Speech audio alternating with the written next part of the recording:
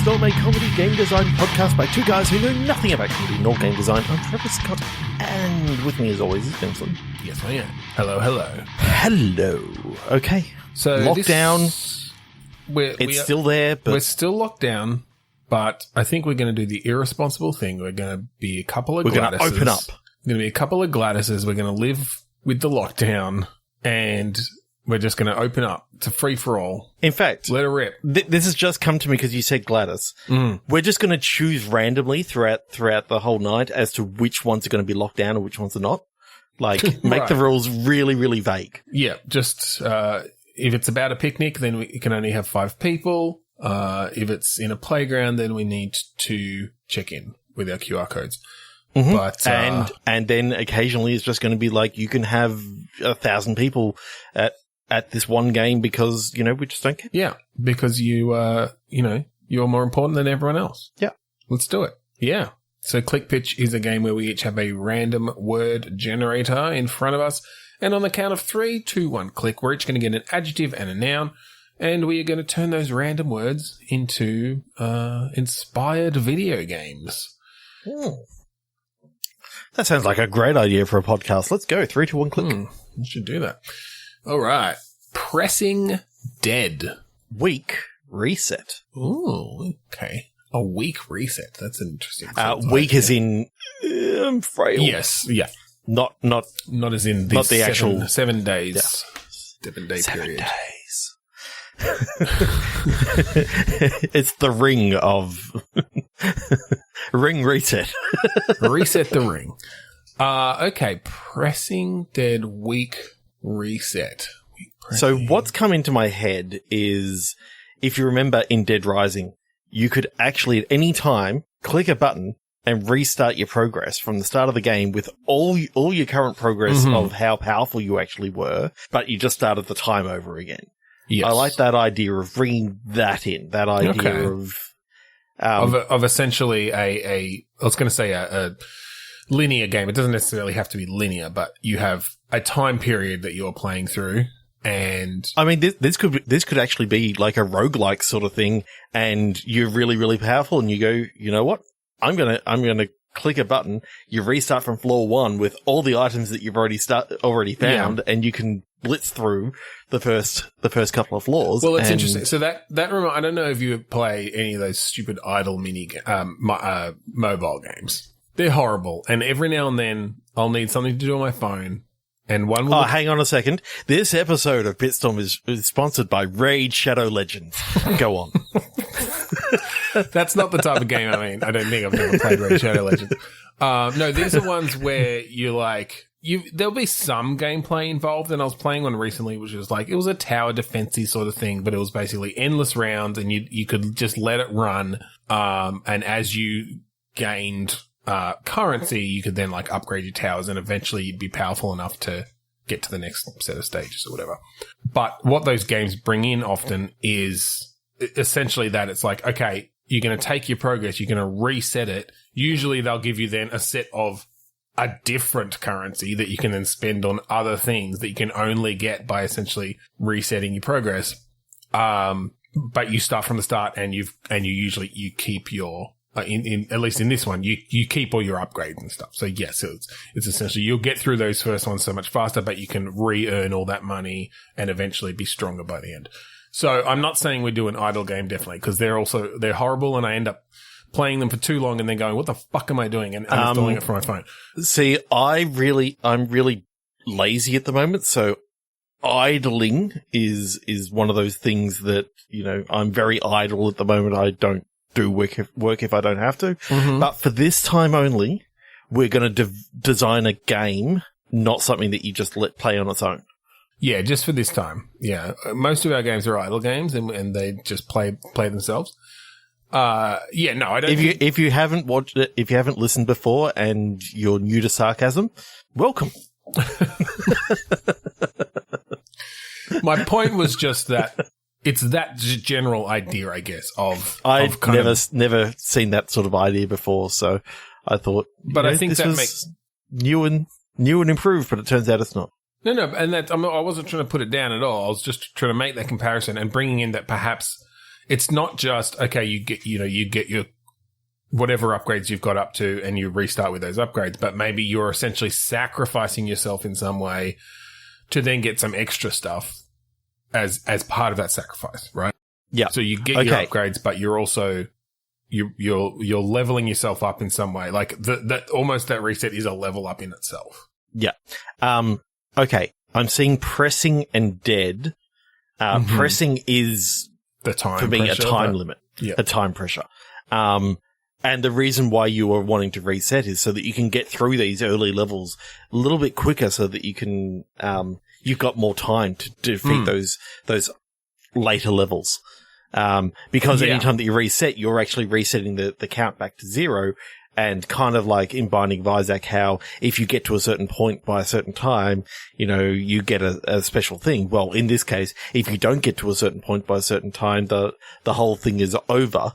So it's kind of like a Groundhog Day that you can hit a button and you're back to the start of maybe the same dungeon. So do you think then, though, so is this a balance between resetting before it collapses, essentially? Like, if you die because you've run out of time, do you get the same benefit as if you'd reset? No, that's what I was thinking. I think if you die, you die. The whole thing is that you're choosing to get into this mental sort of state of I'm going to move my consciousness into this other back to the start. I was going to say then I want to bring this in narratively then. I don't want to make it just a mechanic. I want there to be some sort of reason for both the time limit and this ability to reset yourself back and remember what's happened. It's Quantum Leap, in the fact that you're jumping into a new person, but you've got abilities that you can access, or the items come with you as you jump realities. Well, is this a situation where? Yeah, I mean, I think it has to be essentially a different dimension. Yeah, not just different going dimension. Back in, like it's not going back in time, because you find out that every time that you've done it, basically all these worlds have got all these dead bodies of you that no longer have your soul in them, and you've then inhabited this other being and displaced the soul of that one. Mm-hmm. And the final boss of the game is all the souls that you've displaced throughout the game coming in to basically. Is there an antagonist? Is this a Saw-like situation where you found yourself in this maze of horrors created by this mad genius killer person? Mm-hmm. And so the time limit is essentially just like, you will be murdered. That gas gets released and you die, sort of thing. And so what you're essentially doing is, obviously you're improving your skills, but you're also learning the layouts and different things as you play through, so that yes, you can get through those early levels very quickly. And then we can have some fun stuff where this killer reacts to that, how the fuck did you know how to get through that so quickly? Because from their perspective, this is the first time it's ever happened to you. I'm not sure what it is that we put in place for why you can do that. So I'm torn between two different things of, yes, you change dimensions. Do you actually change into the same dungeon or the same layout of the dungeon, or is it just every time you hit reset, it's a brand new version of where you... Look, from the roguelike perspective, it probably makes sense to have it as a brand new thing. So it's maybe more about, you might learn how to solve a particular room, but the layout of the dungeon is different. Or just... And you're just more powerful because you've got the hammer, the magic hammer, the secret screwdriver that turns into a walkie-talkie as well, and all the other mundane things that you can find that happen to be super secret as well. Well, I guess it comes down to the theming and how what the actual gameplay ends up being. I mean, you can go a bit wacky with it. I was almost picturing a Binding of Isaac style, just twin stick kind of deal, but it's more that the theme of it is these like obscene traps and. I think rather than a Binding of Isaac twin stick shooter vibe, I'm thinking it's one of those games where it's like the mouse driven shooter, where you're moving around and you're able to sort of click where you want, and because the mouse is on that particular position, it will auto aim towards wherever the mouse is. So it kind of feels a little bit different from a twin stick. It's actually more of a like keyboard mouse Hotline shooter. Miami sort of.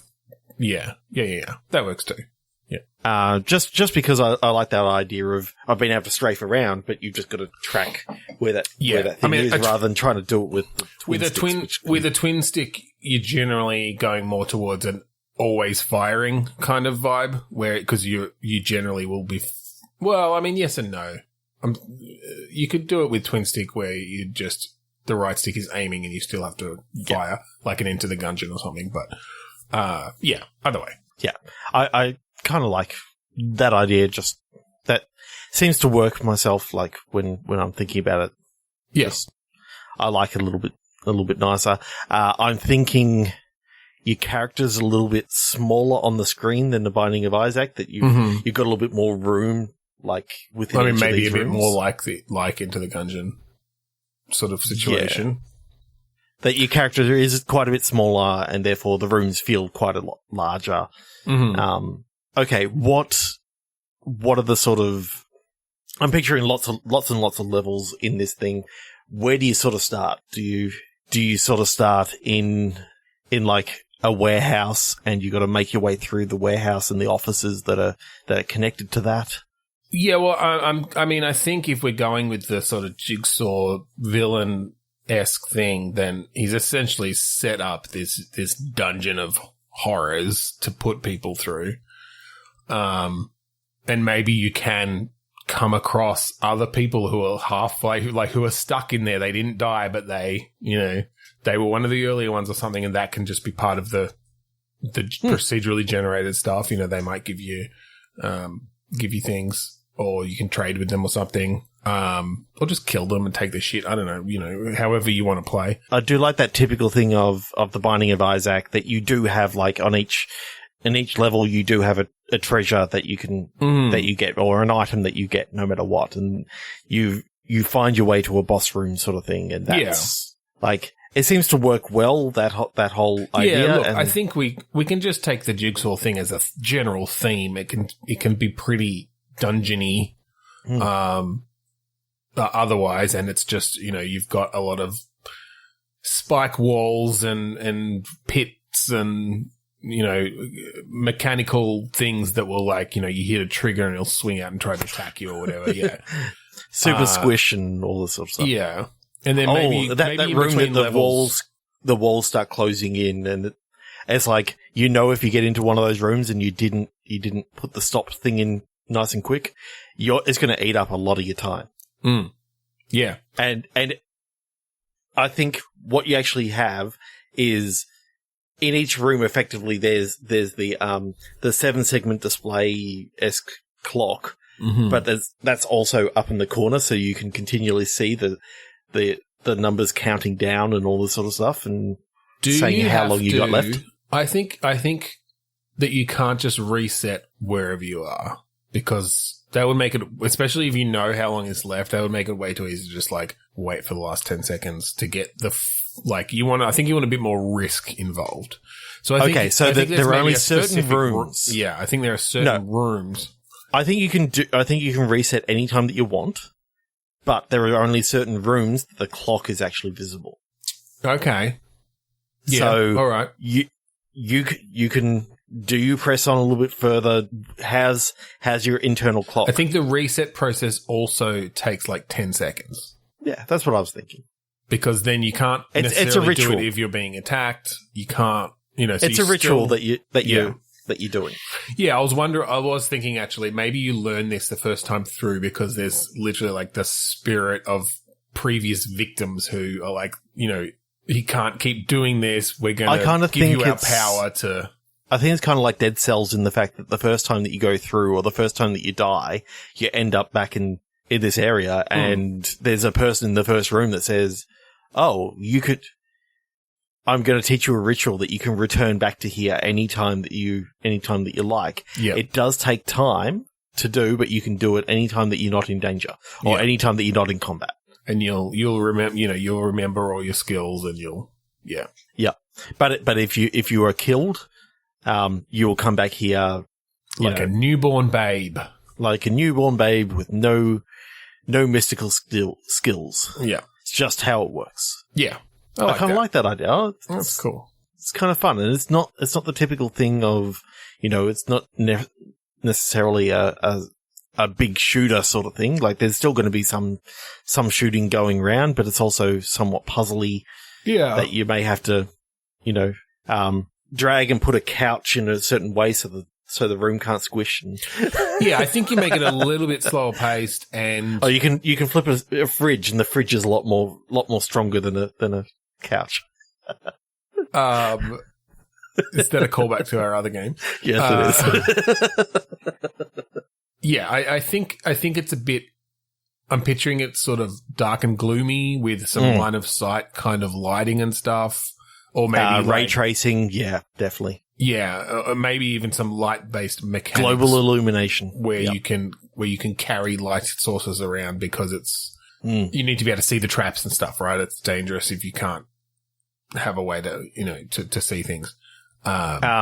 You can find an item of a flashlight, but that item of a flashlight requires, batteries to keep it charged. Yeah.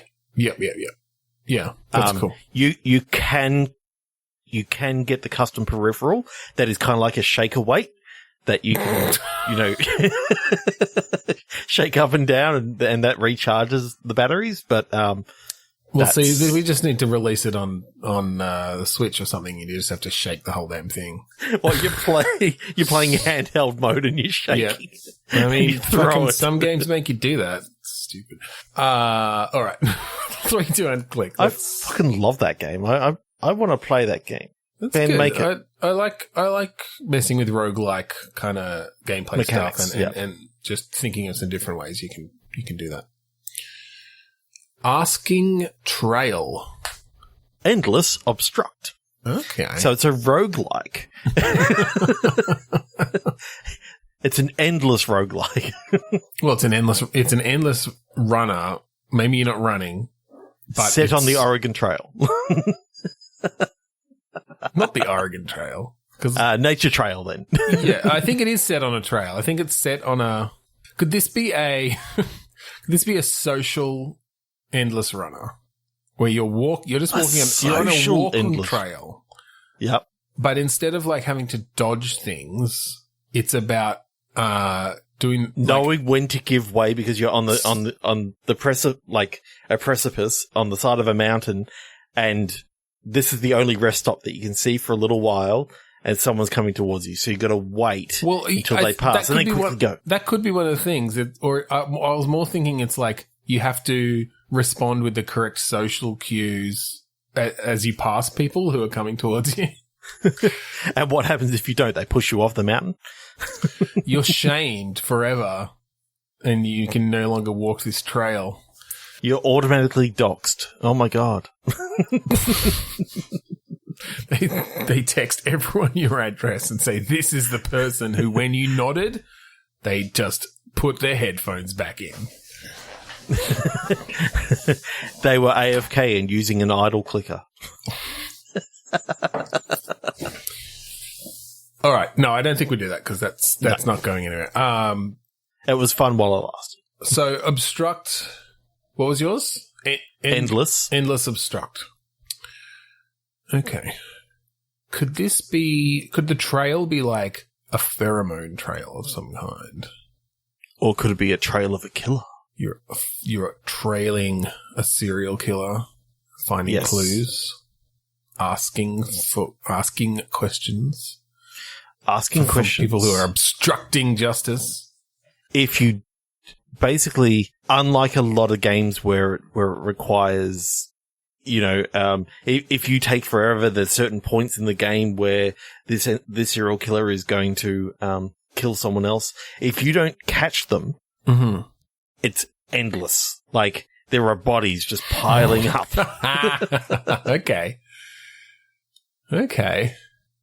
That's cool. I kind of like that because there's a fun sort of sharing situation there of like, oh yeah, like I was playing this game and 73 people were killed before I managed to catch this guy. I need to do better.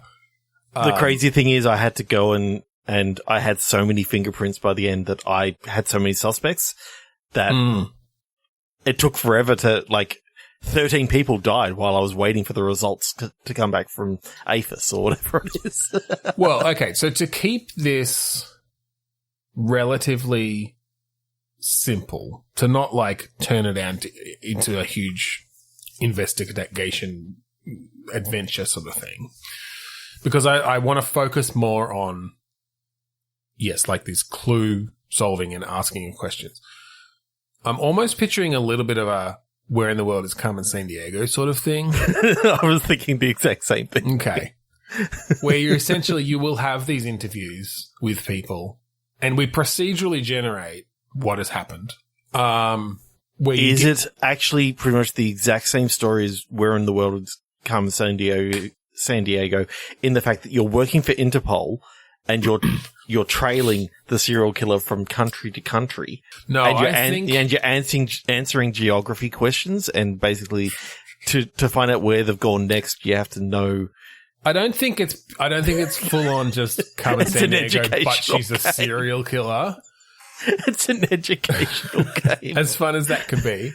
No. I think the general idea of, so I think you are not even a police officer. I think you are a true crime aficionado. So, a true crime podcaster. True crime podcast aficionado.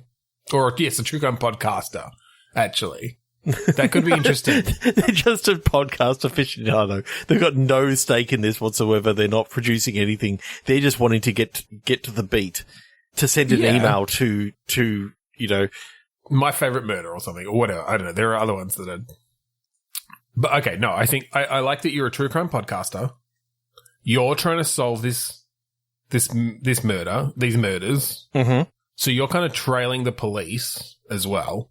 Yep. You're following up, and you're getting maybe police reports through back channels. You're like intercepting fucking 911 calls. Mm-hmm. But then you're following up, and you're going and asking these either suspects or witnesses questions as well, and that's giving you clues as to who to talk to next or where to go to next. Yep. Maybe we create a fictional city so that as you play through, you start to get a sense for the places that are available, the places that are there, so that the clues can make a bit of sense the more you play. Is it a European sort of... Yeah, or maybe even more than a city, maybe like different townships and a one or two big cities or whatever, right? Like, so it's an area of a country that's fictional but is static from run to run, essentially from game to game. Yep. But the murders could start anywhere. They could start anywhere, and we essentially procedurally generate, maybe even down to the serial killer's place of work, their MO, what drives them, so that we can, if you wait too long, you'll find something else that fits the pattern and there's been another death, another murder. And when you go to hard mode, you actually don't know what mode you're on, whether you're on easy, medium, or hard. On hard, there's actually a group of serial killers that are actually all working together, and you just don't realize it. And I like the idea of it just randomly chooses, is it a single serial killer? Yeah. Does he have a partner? Is it female? Is it, and you can have different. Yeah. I think there's a lot of different options we could put in there. I like the idea that because I'm sort of picturing this as round based almost, like you've got action points in a way. It's like, okay, today there are X number of things you can do. You could travel to here, interview the witness you know is there, and maybe like do some research at the on the newspaper, or whatever on your crazy serial killer board. But that's it. Like, that's all you've got because you traveled that day. And so you have to really be thinking about that because another murder could happen in that time. So I think what you spend time on is very important. But I think one of the things you can do is record and release a podcast episode with your findings. Mm. And you might even, like, I think one of the things that play into that is like, okay, if you release regularly, you'll get more listeners because like they like a regular release schedule. But if like within a week you haven't actually found out very much more information, you're losing listeners. That's actually not good. So it's like, should you wait a day or two before you put out a new episode because you'll have more info? Like that. And if you keep a regular release schedule, then you can sort of like, find out a few bits of information, combine them together into one episode and release that on the Wednesday. Exactly, yeah. And I think the benefit then is that the more listeners to your podcast you have, you might get tips as well coming in. Yes, you'll get.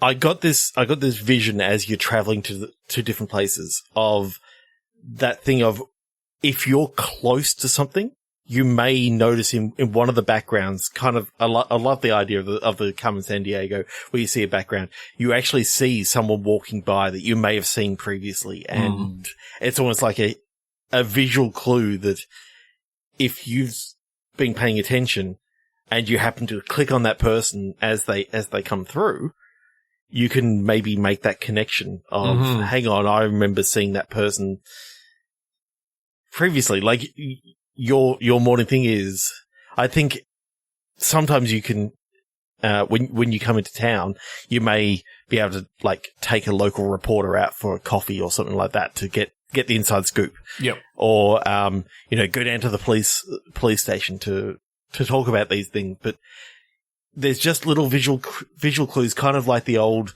as you're hot on the trail, you see the little robber guy, henchman or something like that. Just bringing some of that, but not quite. Oh, yeah. Yeah. You don't want to be entirely giving it away, but I do like that positive. It actually really makes me want to play Carmen Sandiego again because I used to love playing Carmen Sandiego. Yeah. And there was definitely a little boost of adrenaline when you'd get the right answer. You'd end up in a place and you'd get the like do or whatever come up. Yeah, for sure. I never caught Carmen.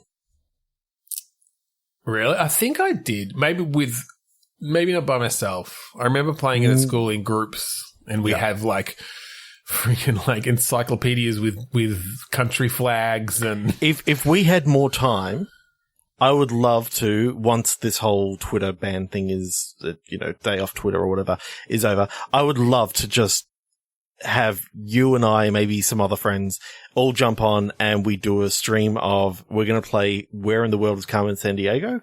And we're just going to... That'd be a good stream. That'd be a fun stream. Like, a few drinks every time she gets away, shot. Oh, drinking game? Yeah. Drinking game on Twitch. That'd be good. Should organise that. Yeah, totally. God damn, like, I know what I want to do next year for PAX now. I want to put this forward at PAX. That it's well, we should put it forward as an online panel for this year. I think the panel's already sort of closed. Well, we could just set it up as an event, a PAX adjacent event. That's pretty fun. Where in the world is Drunken Sandiego? Nice. All right. Is that the name of this episode? It may be. I don't know. But it's the button for this game says 3, 2, 1, click. Smashed Universal. Bloody Crown. Oh, that's evocative. It is.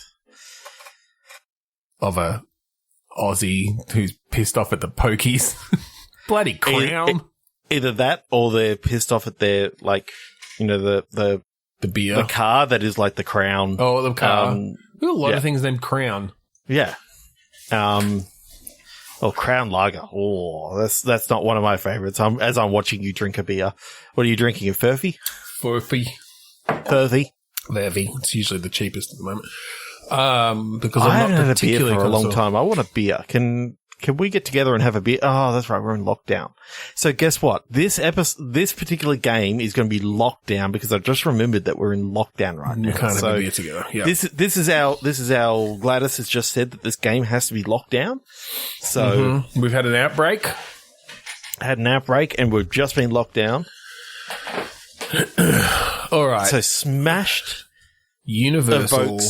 evokes a Smash Brothers sort of thing, but I kind of like the idea of Smashed and Bloody Crown, Well, Bloody Crown makes me think of a dead monarch of some sort as well, Yep. or a war. Some sort of war situation. Universal did bring me to the Universal monsters, though. See, it brought me to this is a king in another galaxy sort of thing, and Okay.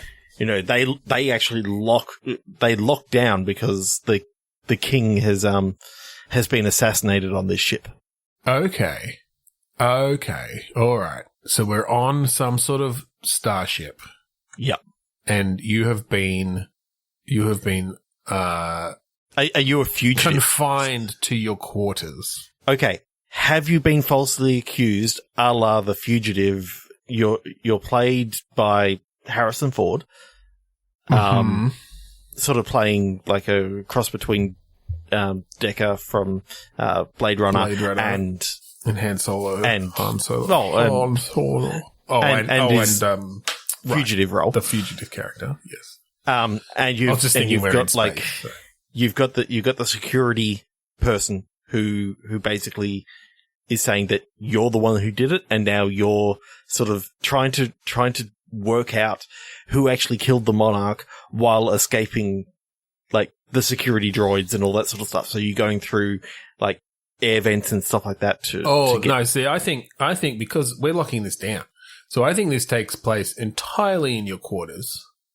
Now, we'll go through your idea and then we'll go through my idea. What that reminded me of, though, is this set in the Star Trek universe? Are you on a Federation ship? They've got no king. So They don't have a king, but the other species and civilizations. See, now might have a I want king. Jeffrey's tubes. If you say Star Trek, I want Jeffrey's tubes. I want to be able to leave my quarters. Well, my point was though that I was thinking that this could be We're VR. going to give you a Star Trek game, but you're going to be stuck inside your little quarters. Yes, And we're going to turn off the replicators so you can't actually get any food or anything like that. no, that's the thing.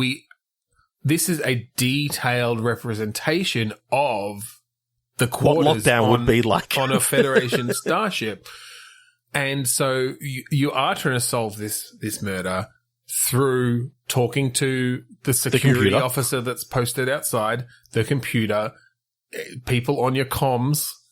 And yes, you are able to use the replicator for food because Star Trek people will geek out over that. You can use the computers. You've got your little beepy boopy interface and you can be doing research. Mm-hmm.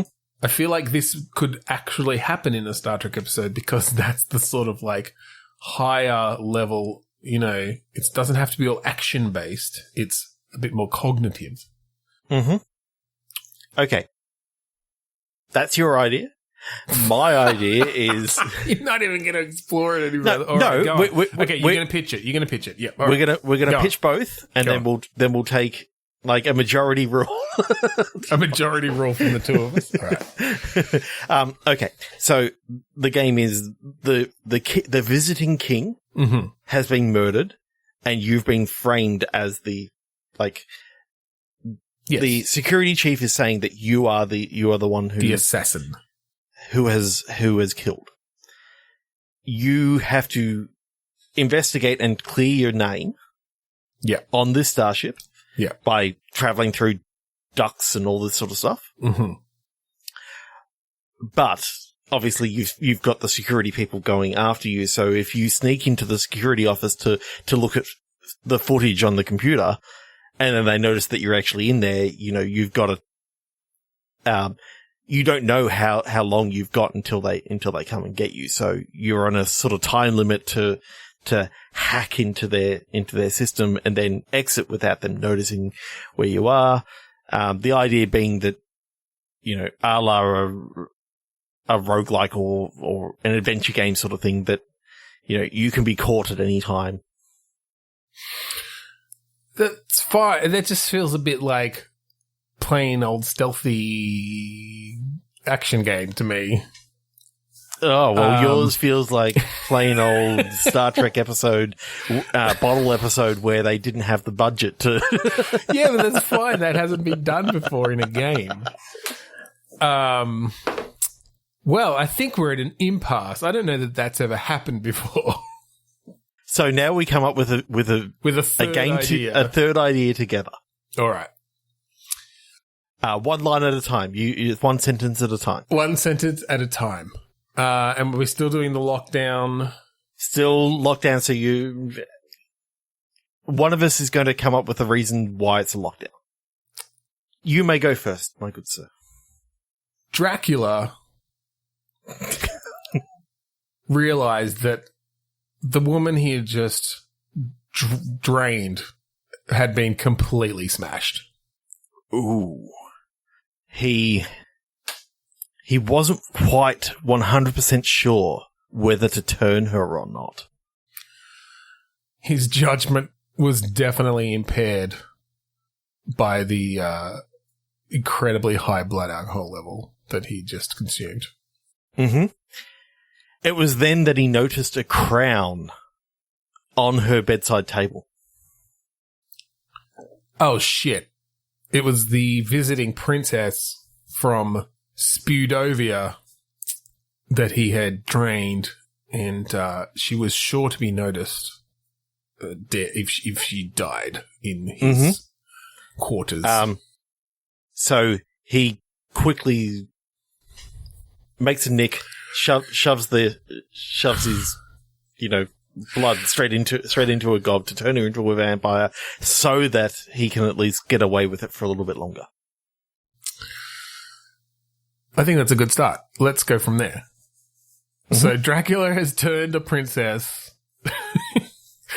And is this now about the relationship between them as time goes on, or are we the lockdown makes it difficult? Is this about the first 12 hours they spend together?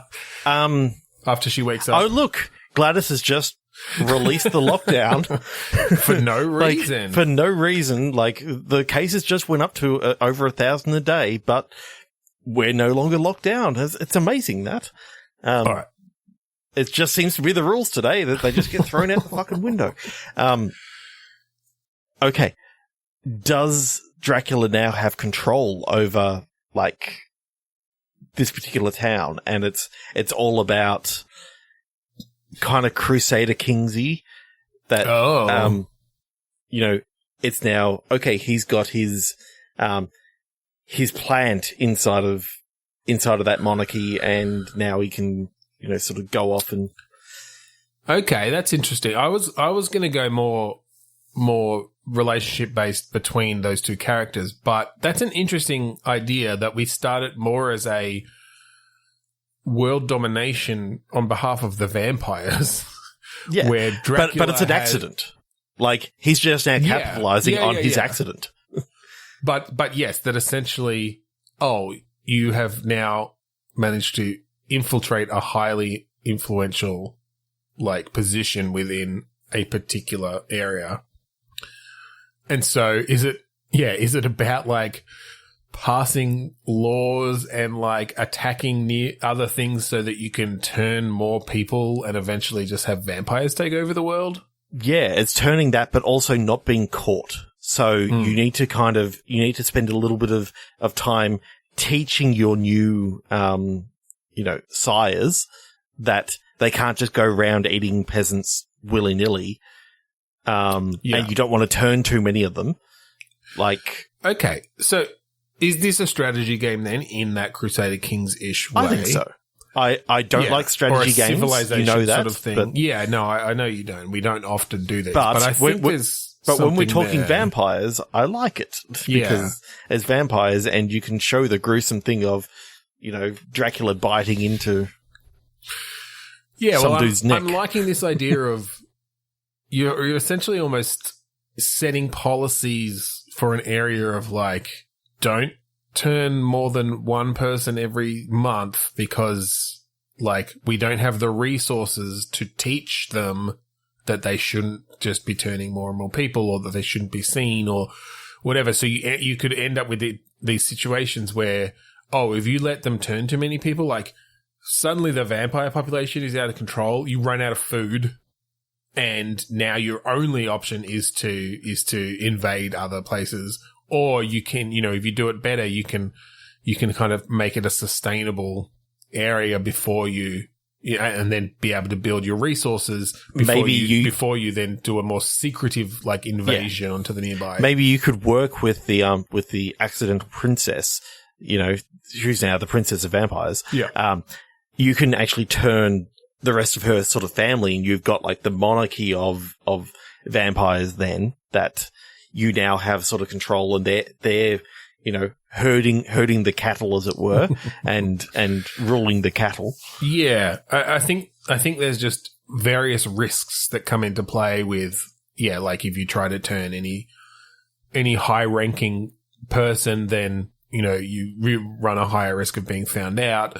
I'm now, expecting there to be, the prince from across the sea that comes and visits and, is effectively, the consort to the queen or whatever. Mm-hmm. And she turns him. And now you've got your mole in that country. And, do you want to bring those two families together? And then, you invite them to the wedding, and then part of the wedding feast, you turn his mum, and or Dracula's if you plan sort it of, well enough and you have the resources, it just becomes a full-on red wedding situation, and you turn everyone and manage to not have any witnesses left, and now you've had a huge coup against that particular country and their ruling class. Yeah, that's cool. I like the idea of a semi-traditional kind of world domination kind of game like that. But yes, adding in that twist of you've got this undercurrent of your vampire population that's growing, and the different things you have to invest in to keep that under control. Yeah, I mean, you've got to make sure that, the garlic fields are really well down and have no money going into religion at all. It's sort of like tank religion, instantly. But you have to do that without raising suspicion. Well, without raising suspicion, and without having then like mobs of people who don't have anything to believe in anymore because they're all peasants. And cover up all those mirrors. You don't want to let on that you can't be seen in a mirror. Yeah. I think like a lot of those games, you get like little decisions that come up, which is a much more personal sort of situation of, within your castle or something of, someone has come to you selling mirrors. Do you, A, kill them, to B, turn them to go and sell mirrors to your, to your enemies because it could be that like there are opposing forces of vampires as well within the enemy. I mean, every vampire has their Van Helsing. Well, that's it as well. Well, and I like the idea that, in the way that Crusader Kings, and I mean, I haven't played a lot of it, but from what I'm aware of, is very flexible in the way that games can go. I think you can just become an all-out vampire, society, essentially. And it may be that everyone around you knows that. And you're herding the cattle.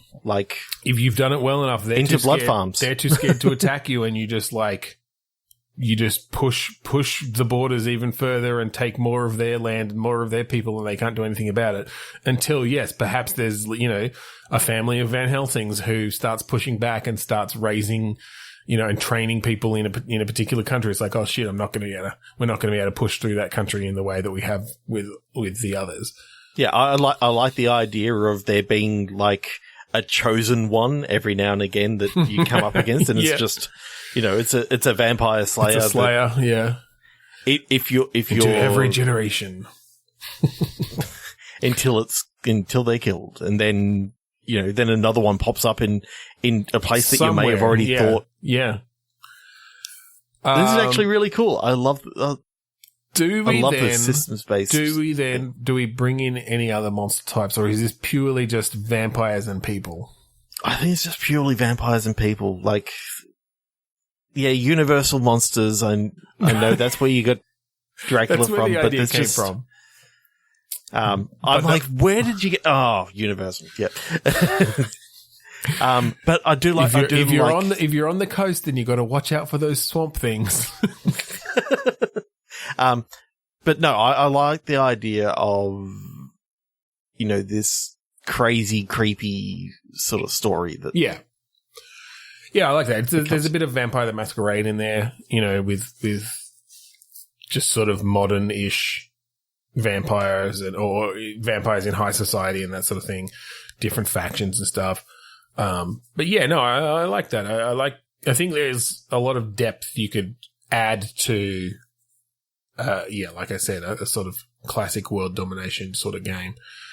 And I actually like the way that we got into that. We did like a sentence at a time story that we came up with an idea for a game that we never would have come up with before. That was good.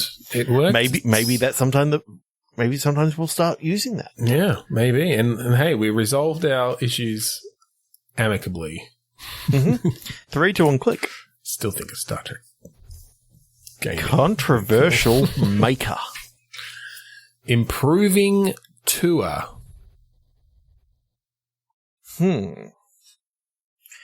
Controversial. My mind's going to Willy Wonka because he's a maker and he gave tours. We have done a lot of Willy Wonka games though. Mr. Maker. Mr. Maker. That's what's in my head right now. Any parents the controversial will know. Mr. Maker.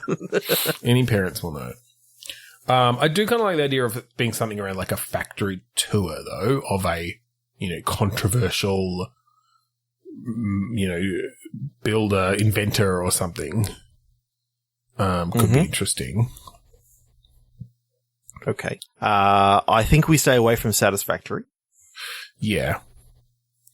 No, I wonder if this is a more narrative thing or adventure-ish sort of thing. Okay, so we come into this factory, and while we're in here, oh no, Gladys has announced that we're back in lockdown, and we're locked down into this factory. Okay, yeah.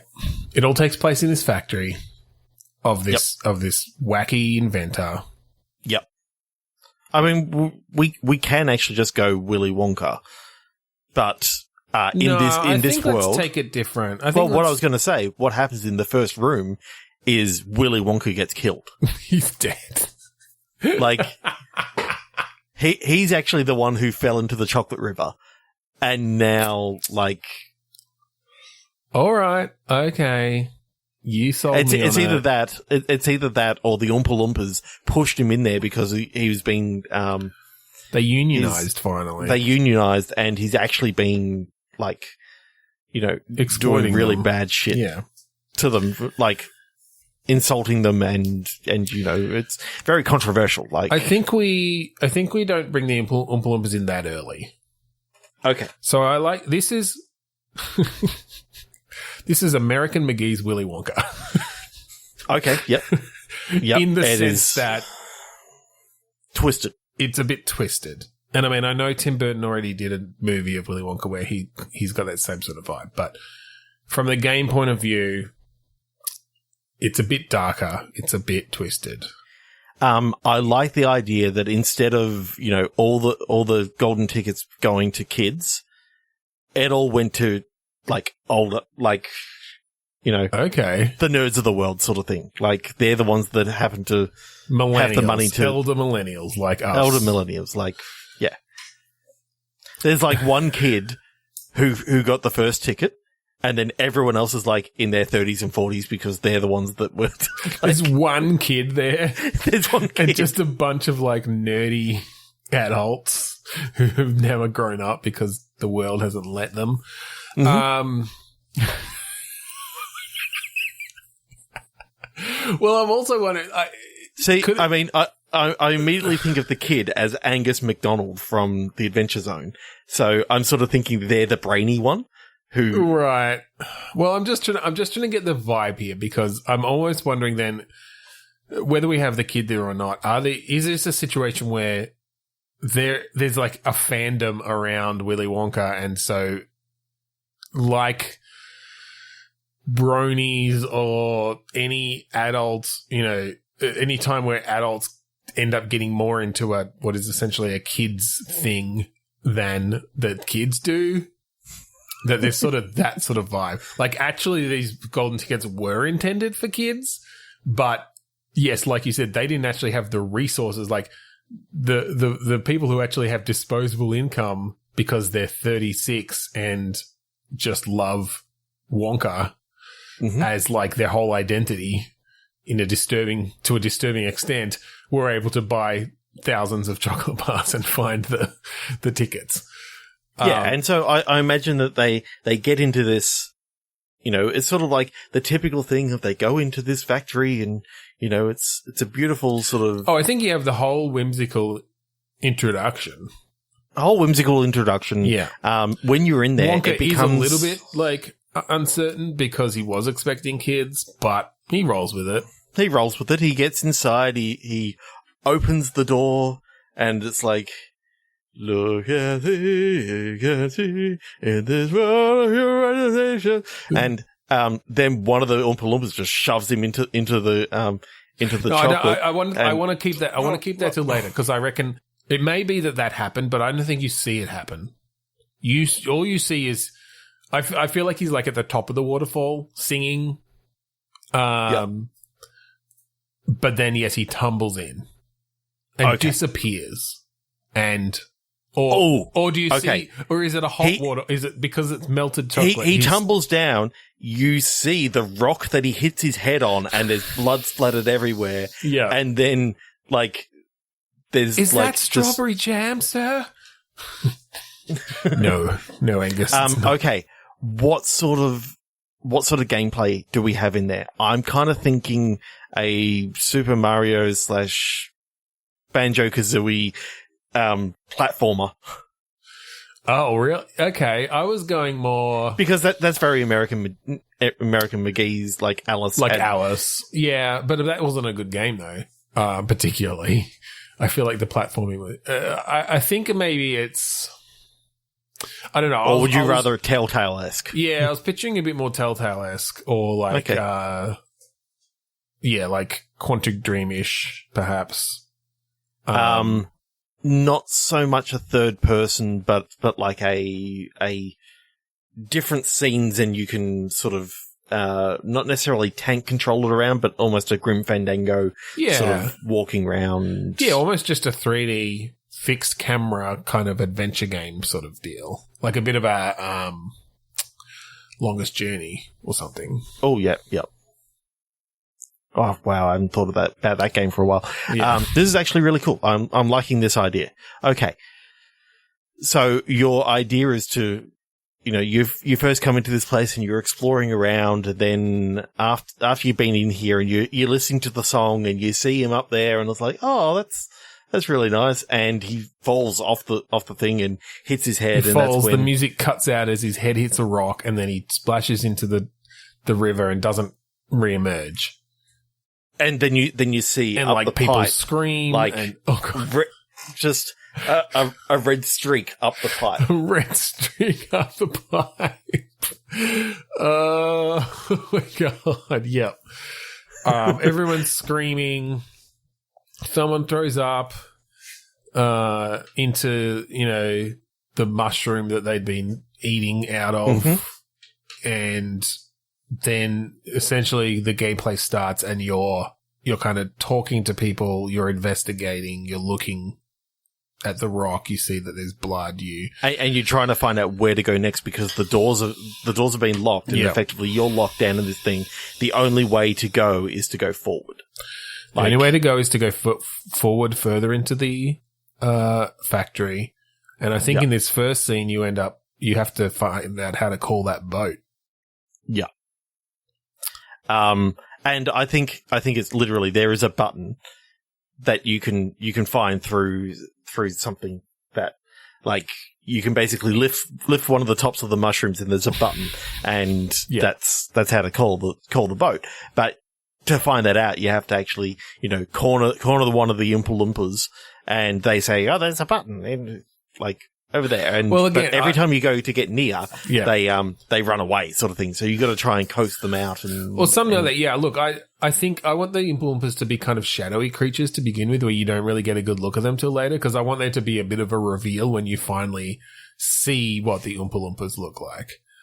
Okay, because they're not your grandfather's Oompa Loompas. They're not your grandfather's Oompa Loompas. These are creatures. These are like they're not creepy kind of things. They are. Oh, okay.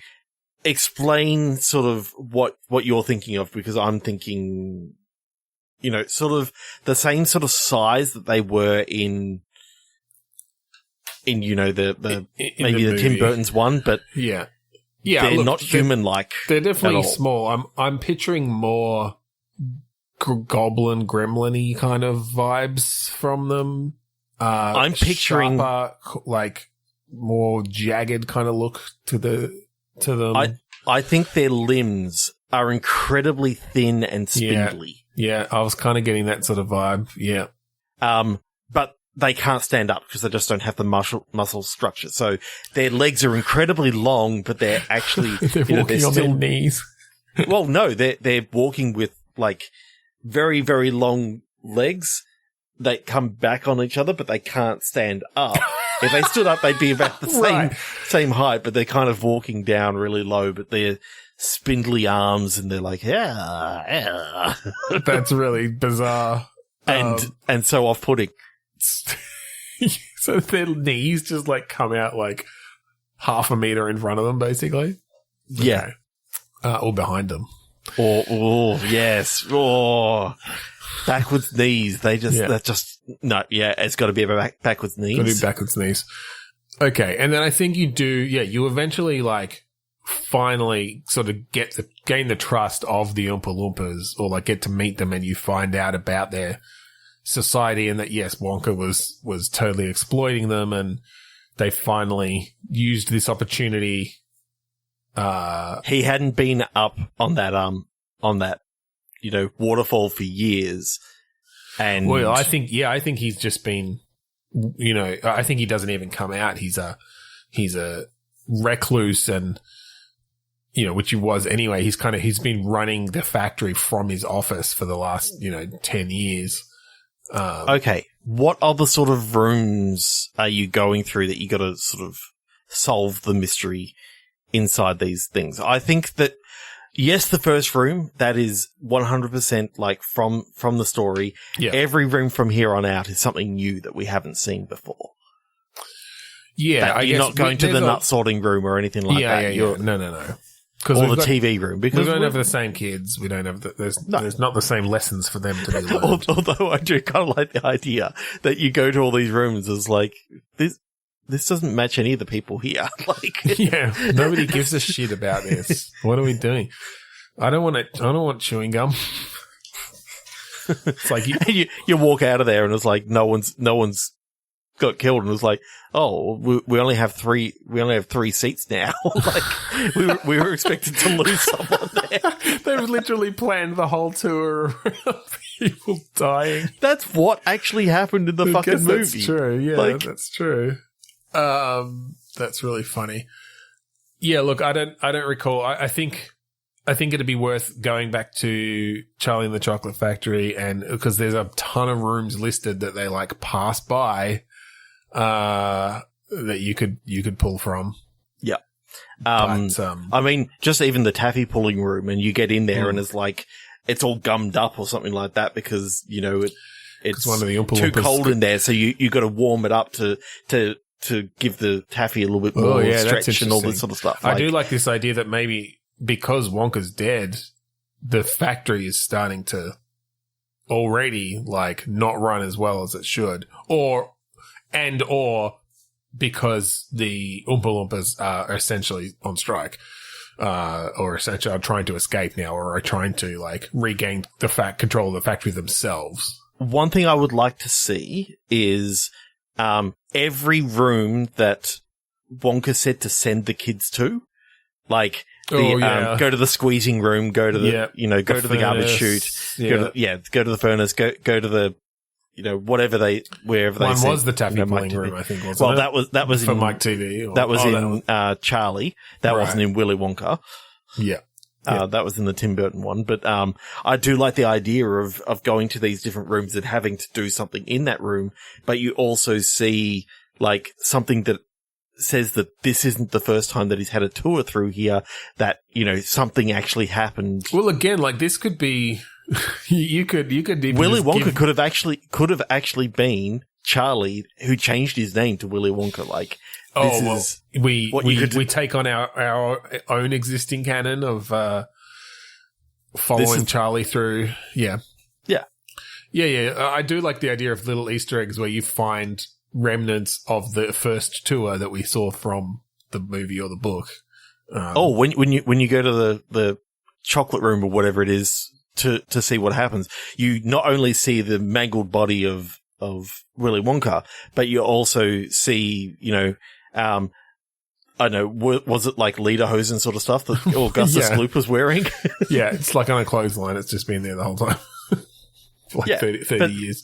But then you got to do something in that room to sort of, unclog the chocolate room because the furnace is going to explode and it turns out it's just the mangled corpse of Charlie /Wonka.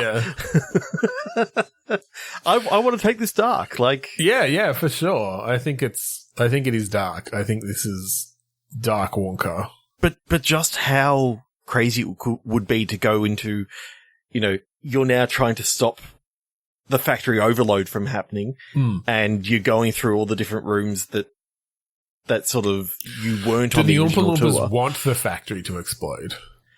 I think what ends up happening is they didn't expect to have like fucked up this bad, and they just didn't like Wonka, who you later on find out is Charlie. Like I think that's something that you find out that Wonka is literally just the name given to the given to the owner of the factory, of the Wonka factory. Yeah.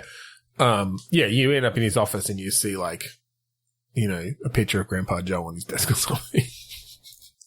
Yeah. And you see in like a safe, you open up a safe and it's the skeleton of Willy Wonka, like the original Willy Wonka. Still got the purple hat on. Oh, he's stuffed. He's stuffed in the office. Like, you really do want to take this dark. Oh, yeah.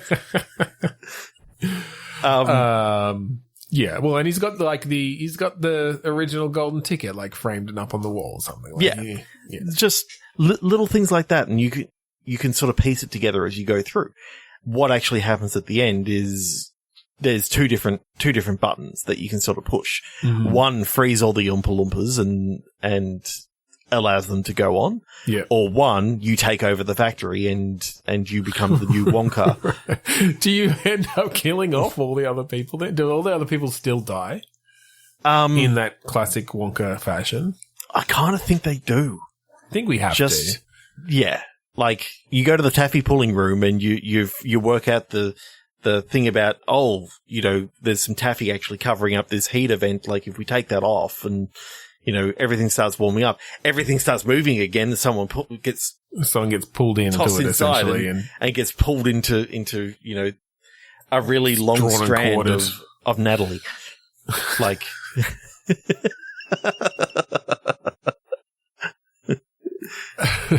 yeah. What is your character's name? Oh, God. Sherman. Okay. I was actually thinking it was going to be a female, but Sherman can be female. Shermy. I don't know. It's Claudia Sherman. And then it becomes Claudia Wonka. Yeah, maybe you do the like Mass Effect thing, and you can choose, and everyone addresses you by your surname. Ooh, I like Wanda Sherman. Wanda, okay. And then if she takes over, it's Wanda Wonka. Wanda Wonka. All right.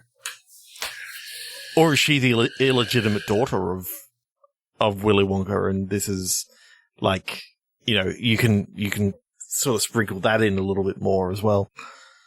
She always knew, there was always a reason. She always thought there was a reason she was so drawn to Wonka. But then at one stage, her knees go backwards and you think, oh, she's actually an Oompa Loompa. She's half Oompa Loompa. Okay, that is absolutely freaking crazy, bizarre, yes. But I love the idea of a Telltale-esque. I love a dark Wonka. Super dark. Yeah. Essentially a Wonka horror adventure game. Yes. Yeah. Yes, please. That and, a Home Alone horror adventure game. All the classic 80s / earlier. Yeah, wait, let's everyone who was into those as a kid is now old enough by far to enjoy them in a new light with some more adult themes. That does bring us to the end of tonight. Oh, well and truly. Yeah. So I think we will You can't go darker than that, so... You can't go darker than Natalie getting pulled into the taffy puller. Yes. So if you want to find us online and shoot us a review, see our previous episodes, go to podchaser.com/bitstorm and check us out there. We'd love to thank the wonderful musicians at Kuridas for allowing us to use their song Mount to Find Yourself of the album Containment Failure for our opener and closer each and every week. That's right. So thank you again for joining us this week on Bitstorm. I'm Ben Slinger. I'm Trevor Scott. 13 people died while I was editing this podcast.